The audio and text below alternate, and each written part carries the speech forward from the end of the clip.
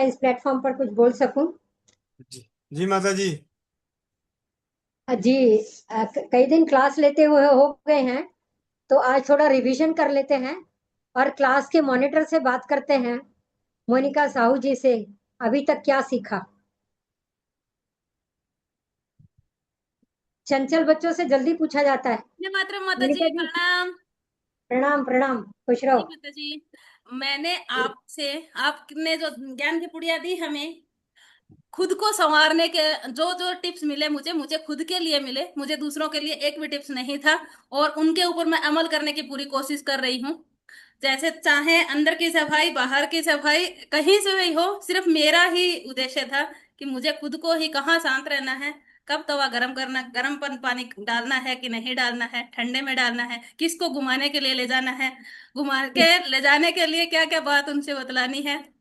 इस प्रकार से मुझे खुद को ही संभालना है, खुद को ही संवारना है, खुद को ही तैयार करना है। मुझे किसी दूसरों से ऊपर काम करना ही नहीं है। मैंने तो ये सीखा है आपके माध्यम से। जी माता जी। कितनी पुड़िया ले चुके हैं अभी तक? कितनी पुड़िया ले चुके हैं? आज कल की पुड़िया पांचवी थी, पर कल पूरी किताब ही खुल गई थी। पुड़िया नहीं रही थी कल, तो कल तो पोटली, पूरी किताब बन गई थी। पोटली थी, किताब नहीं। पोटली, पूरी पोटली। पोटली। और मेरा जी। एक सिद्धांत रहता है, इसी माध्यम से मैं सभी को कहना चाहती हूँ। जैसे कल का विषय मुझे अच्छा नहीं लगा था, जब पीछे से सबके आए थे प्रश्न उत्तर, मतलब अपनी समस्या रखनी शुरू कर दी थी। वो मुझे सुहाई नहीं थी, मतलब अच्छी नहीं लगी थी। यहाँ माता जी ज्ञान देते हैं, किताब खोलते हैं, पुड़िया बांटते हैं। जिनको पसंद है उसमें से वो पुड़िया उठा लें, अपना ग्रहण कर लें। जो आपको नहीं पसंद है उसको छोड़ दें। और अपनी समस्या का समाधान, आपकी समस्या का समाधान करने के लिए माता जी नहीं बैठते हैं कि उनसे प्रश्न वो करें कि मेरा ऐसे, वो वाली समस्या यहाँ पे नहीं रखनी चाहिए। ये मेरा पर्सनल में सुझाव है।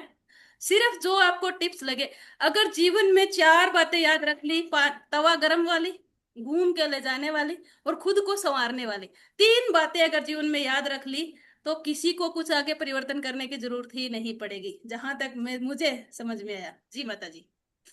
जी, कल का एक महत्वपूर्ण पॉइंट आप भूल रही हैं, जो कि राजीव दीक्षित भाई जी ने कहा था। कोई और भी बताना चाहे तो बताएं। उन्होंने दो तीन टिप्स इतने बढ़िया दिए थे कि अब सही संवाद, मायने में एक एक उनका है ज्ञान की संवाद। क्रिया की कोई जरूरत नहीं है। कल के लेक्चर के बाद अगर किसी ने ध्यान से सुना हो, और उसमें सबसे बड़ी बात उन्होंने कही थी कि कर्तव्य पर ध्यान दीजिए, अधिकार पर नहीं।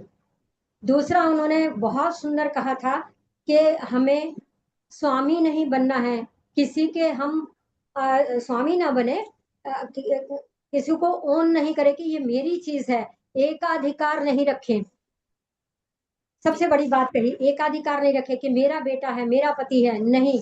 भगवान ने दिया है, मैं ट्रस्टी हूँ, और उसकी चीज समझकर, उसकी अमानत समझकर हमें उसकी देखभाल करनी है। अगर पड़ोसी भी हमें बच्चा देखकर जाता है कि बहन जी 2 दिन देखिए, तो हम अपने बच्चों से ज्यादा उसका ध्यान रखते हैं कि उसने समय से खाया या नहीं, उसने समय से नहाया कि नहीं, उसको कोई किसी चीज की जरूरत तो नहीं है, और उसको किस समय सोना है, किस समय जागना है। हम बेहिसाब चीजों का ध्यान रखते हैं ताकि हमें कोई पड़ोसी शिकायत ना करे। लेकिन कितने बड़े परमपिता ने हमें ये ड्यूटी दी है कि उन्होंने हमें आपस में भाई बहन बनाया है, क्योंकि माता पिता एक ही हैं। तो हमें आपस में एक दूसरे का कितना ध्यान रखना है, तो वो बहुत जरूरी है कि हम उनका बच्चा समझकर, उनकी अमानत समझकर अगर हम घर में जिम्मेदारियां निभाएंगे, तो वो हमें बोझ नहीं लगेंगी, वो हमें कर्तव्य लगेगा। और माता पिता की ऐसे लगेगा कि जो माता पिता ने हमें आज तक दिया है, उसका हम कुछ रिटर्न दे पा रहे हैं। क्योंकि हमारे ऊपर भी तो ऋण है ना, पितृ ऋण है, मातृ ऋण है, ऋषि ऋण है। तो ये समझिए कि हम वो ऋण उतारने की कोशिश कर रहे हैं।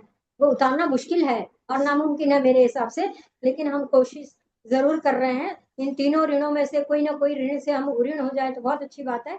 और उसी के संदर्भ में कोशिश करेंगे अपने अपने लिए कोई छोटा छोटा टिप्स उठाते रहिए, और याद करिए। अगर कोई परिस्थिति आती है उसमें से वो लाइन उसी टाइम इम्प्लीमेंट कीजिए। अपने मन को समझाना है, टेंशन नहीं लेनी, अटेंशन देनी है, ध्यान देना है। टेंशन तभी होती है जब हमारा अपने ऊपर से, अपने विचारों से ध्यान कहीं और भटकता है। हम पड़ोसी के घर में देखते हैं, तब हमें टेंशन होती है। हम पड़ोसी के घर का माहौल देखते हैं, उनकी भौतिक सुविधाएं देखते हैं, तब हमें टेंशन होती है। हमें सिर्फ अपनी तरफ देखना है, कहीं देखना ही नहीं है। और भौतिक चीजें वैसे भी हमें क्या देंगी, हमें सिर्फ सुविधा दे सकती हैं। जितने भी हमारे भौतिक साधन है अगर हम देखें तो हमें सिर्फ सुविधा देंगे, सुख नहीं, सुकून नहीं, मन की शांति नहीं। इसलिए कभी कंप्लेंट मत कीजिए, भगवान ने नहीं दिया है। अगर कोई चीज नहीं है, कोई चिंता नहीं है। गाड़ी नहीं है, कोई बात नहीं, स्कूटर होगा, स्कूटर नहीं है, कोई बात नहीं, साइकिल होगी, अगर वो भी नहीं है, मैं तो कहती हूँ सबसे अच्छा है कि अगर साइकिल स्कूटर नहीं है, ये 11 नंबर की गाड़ी दी है ना, चलेंगे इससे और कितने सारे स्वास्थ्य लाभ लेंगे। तो भगवान का धन्यवाद दीजिए, भगवान बहुत अच्छा किया, घर में स्कूटर है और गाड़ी नहीं है, देखिए 11 नंबर का इस्तेमाल करेंगे। पहले हमारे दादा परदादा मीलों चलते थे और कितना स्वास्थ्य लाभ पाते थे, 100 साल की जिंदगी बिताते थे। तो कल हमने एक और बात सीखी थी कि मन को आराम देना है, मन को विश्राम देना है, शरीर को विश्राम नहीं देना है, क्योंकि शरीर शरीर काम करने के लिए दिया है और मन को आराम करने के लिए। मन को शांत रख के जितना मर्जी काम कीजिए, कोई चिंता नहीं करनी है, कितना भी मर्जी काम हो। अगर मन शांत है तो काम आप कितना भी कर सकते हैं, वो हमें बोझ नहीं लगेगा। तो ये माता थी जी, अभी कल का नहीं, कल का नहीं कहती मैं अकेले में, जी, कल मैं वही तक में। कहती हूँ, सभी कुड़ियों का हाँ, सार। एक एक ही सार निकला। कर्तव्य अपने हैं, सिर्फ अपने कर्तव्य पे ध्यान देना है, दूसरा जी अधिकार की तरफ जाना ही नहीं है। अगर हम जी अपने कर्तव्य, अपने खुद को संवारेंगे ना, तो मुझे नहीं लगता कि कहीं कोई विपदा आएगी या फिर कहीं कोई दुख होगा, हमें जी नहीं। जी। श्री कृष्ण जी ने एक ही लाइन में कह दिया था अर्जुन को, जब गीता का शुरू किया था, उन्होंने एक लाइन बहुत सुंदर कही थी और वो मेरे मन को बहुत भाती है और वो जीवन में उतारने योग्य है। उन्होंने कहा था कि आप अपने स्वधर्म में टिक जाओ, अपने धर्म में। कि अगर मैं बेटी हूं तो मेरा धर्म क्या, मैं उस धर्म में टिकूं। मैं माँ हूं तो मेरा धर्म क्या, मैं उस धर्म में टिकूं। अगर मैं पत्नी हूं तो मैं उस धर्म में टिकूं कि मेरा कर्तव्य क्या। तो स्वधर्म में टिकना है, पर चिंतन नहीं करना, स्वचिंतन करना है। पर मत नहीं लेनी, दूसरों से मत नहीं लेनी, अपनी मत लेनी है। पर दर्शन नहीं करना, दूसरों को नहीं देखना है, स्वदर्शन करना है, अपने अपने को देखो।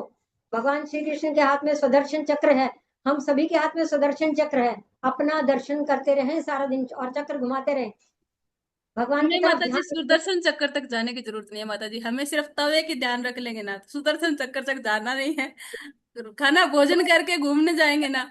मंथन। कहने का मतलब आत्म मंथन, आत्मचिंतन। कहने का मतलब स्व का मतलब अपना, दर्शन मीन्स देखना, अटेंशन। स्वदर्शन चक्र की बात, वो जो उनकी उंगली पर था वो हम सोच नहीं सकते। उस चीज को हम अपने जीवन में धारण करने की बात कहें तो स्व मतलब अपना, दर्शन मतलब अपने अपने आप को देखना, अपने ऊपर अटेंशन रखना, हम उसकी बात कर रहे हैं, स्वदर्शन। इसलिए मैंने कहा सबके पास स्वदर्शन चक्र है, उसको फिराते रहिए। जहां कहीं गड़बड़ हो तो स्वदर्शन याद कीजिए कि अपना ही अपने पे ध्यान देना है, अपने पर ही अटेंशन देना है। और माता जी, आज आपने 7 दिन का जी रखा, 7 दिन में माता जी आपको ऐसा तो नहीं लगा ना कि मेरा समय व्यर्थ गया है, मेरा समय व्यर्थ गया, अमल हो रहा है ना? जी बिल्कुल। बाकी बाकी लोगों को भी देखेंगे। अभी चंचल बच्चे को चेक किया है, बाकी लोग क्या कर रहे हैं, कभी उनको भी देखेंगे, फुर्सत में देखेंगे कि उनके विचार लेंगे, ऐसी कोई बात नहीं है।